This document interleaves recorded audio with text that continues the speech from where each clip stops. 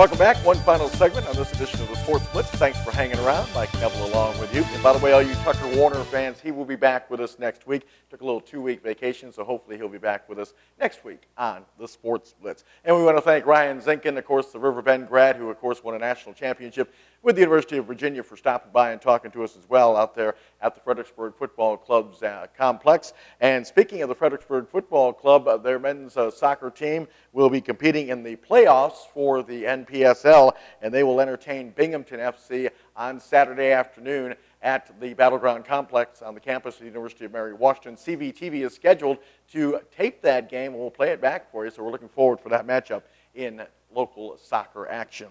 Meanwhile, on the national sports scene, I think the one story that might be overlooked this summer has been the play of one Serena Williams. She has been outstanding on the women's tennis tour, and of course she just won Wimbledon, and she's going for the Grand Slam. We're winning all 4 major tournaments in 1 year. Up next for her is the U.S. Open, which of course will be in Flushing Meadow, New York, coming up in September. She's been no stranger to winning that tournament, and probably will go down as the greatest female tennis player ever. Of course, Steffi Graf is mentioned when you think of great women's tennis players, but Serena Williams, just the power that she possesses. And now one thing that she's developed in her game is a mental toughness. When she falls behind by a set, it doesn't bother her. She usually rallies to win the match, and she has certainly been a terrific women's tennis player. Serena Williams winning the Wimbledon championship, and Novak Djokovic, of course, on the men's side, winning as he knocked off Roger Federer in the men's championship at Wimbledon. And speaking of Grand Slam possibilities, Jordan Spieth, the young golfer, is going for his 3rd major championship, the Open Championship over at St. Andrews, and it would be something if he could do it. It's one of those rare situations in golf where a golfer has a chance to win not only 3, maybe the entire, of course, in the golf they have 4 major championships. He's already won the Masters and the U.S. Open, now going for the Open Championship. If he wins that, then the spotlight will turn to winning possibly a 4th major, which will be the PGA Championship next month. So Jordan Spieth, and he's only 22 years, or will be 22 years old later on this month. Unbelievable the way this kid is playing golf in the major champion, not only the major championships, but also golf overall. He's won himself a bunch of money. Of course, he's coming off winning the John Deere tournament in Illinois, leading up to the Open Championship. Well, Major League Baseball is getting ready for the second half of their season. A lot of interesting baseball races going on. Of course, the Washington Nationals leading the National League Eastern Division. They battled through some tough injuries, but they're hanging in there, again, leading the National League East over the New York Mets. I believe the Mets are 2 to 3 games back, but the Mets have some great young pitching. That should be a pretty good race as we head down into September, leading into the playoffs. Still think the Nationals are probably the best team in the National League East. Maybe not in the National League, though. The St. Louis Cardinals have been on a tear. They lead the National League Central Division. The Pittsburgh Pirates are trying to hunt them down. That should be a pretty good race as well towards the end of the season. And in the National League Western Division, of course, the LA Dodgers, the San Francisco Giants are in a heated battle as well to see who will qualify for the playoffs. And in the American League, the Baltimore Orioles not too far back, but how about the New York Yankees leading the American League East? A lot of folks were not too high on the Yankees, especially with their pitching staff, but the Yankees have played very well, and they lead the American League East. By the way, the American League East is awful, but the Orioles are in the hunt for possibly overtaking the Yankees and once again making it into the playoffs. They still have a shot at the wild card if they can't win the division as well. Red Sox are out there. They're about 5-6 games back, and again, a very disappointing team in the Red Sox. They made some acquisitions in the offseason that thought might put them over the hump, but it hasn't worked out that way. The Red Sox are struggling. American League Central looks like Detroit once again. Cleveland's also in the hunt there. Minnesota's playing well as in the American League Central as well. But again, the Tigers, especially if the Tigers can get Verlander back from that injury, he's 0-2 right now, and he's really struggled in the 2 starts he's had. But if Verlander can come give them 5, 6, 7 wins, that would really boost that staff.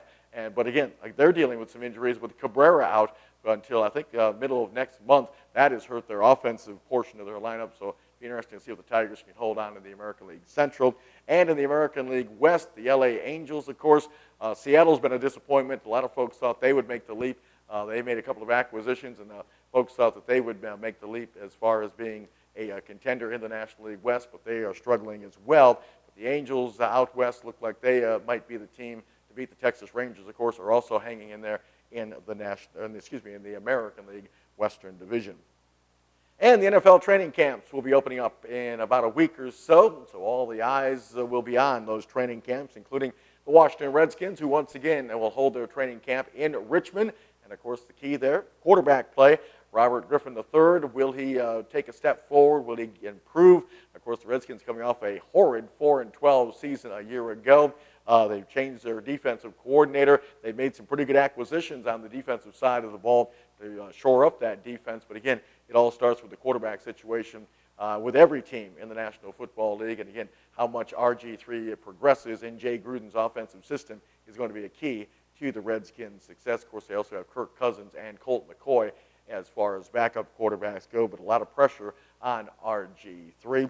And before the training camps opened earlier this week, Dez Bryant, Demaryius Thomas, and Justin Houston, who were going to be franchised, which meant they were going to play a one-year contract, they were able to sign extensions with their respective teams. Bryant with the Dallas Cowboys, Demaryius Thomas with the Denver Broncos, and Justin Houston with the Kansas City Chiefs. Houston getting a deal over $100 million. That's the highest paid linebacker in the history of the NFL. And I was thinking about this the other day. You think about how maybe a Dick Butkus from years gone by feels, or maybe a Ray Nitschke. Of course, Ray Nitschke no longer with us, but how those guys, they were the pioneers in the linebacking corps, how they must feel about the money that these players are making nowadays. They certainly paved the way for these players. But boy, that's some unbelievable amount of money that's being tossed around by the owners in NFL. Well, all sports for that matter, but it's interesting to see the money that's being floated out there to these players.